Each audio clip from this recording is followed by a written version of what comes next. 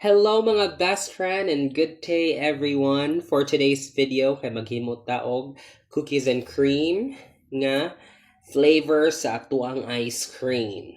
Right? So, nakita na po rin ako siya sa social media guys, which is 3 ingredients ra pod. So, pinaka first na akong gibuhat is akong gipadukdok sa ako ang manghod, gipadugmok na ako ang cookies and cream. Og, of course, mula po ni siya og family bonding. So, na po na ako ang bagumangko diha guys. Nagsamok-samok po siya guys. Kaya na mga free nga mga stickers. So, ipanguha niya. And then, right after natong gipadukdok guys, ang ato ang mga cookies and cream and everything, the biscuit, kay ato nang gilatag ato ang tanang ingredients guys. Okay? Pero disclaimer lang, dili siya sponsored guys. Ato ang tawning kaugalingon na kwarta ang gamit ani no. So, ano siya. So, ang pagmix sa ingredients guys, depende ra ninyo kung sa inyong unahon. Okay? Dili ra siya magmatter.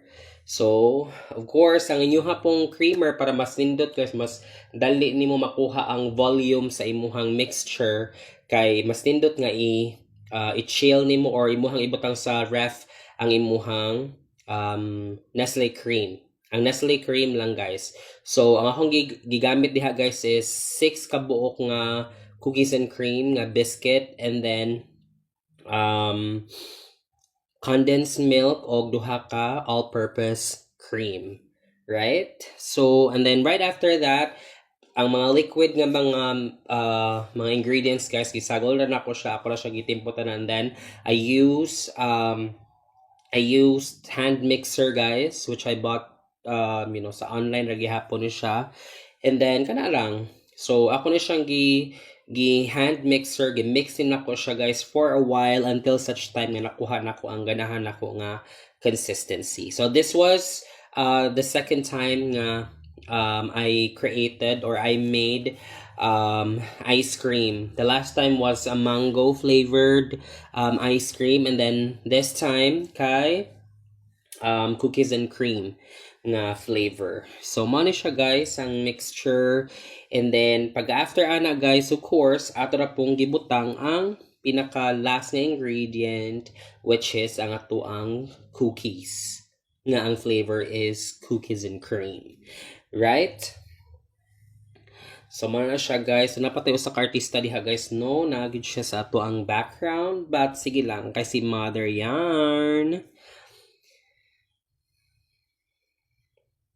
So, kana guys, ato lang gimix, no? And then, after nato na siyang gihalo-halo.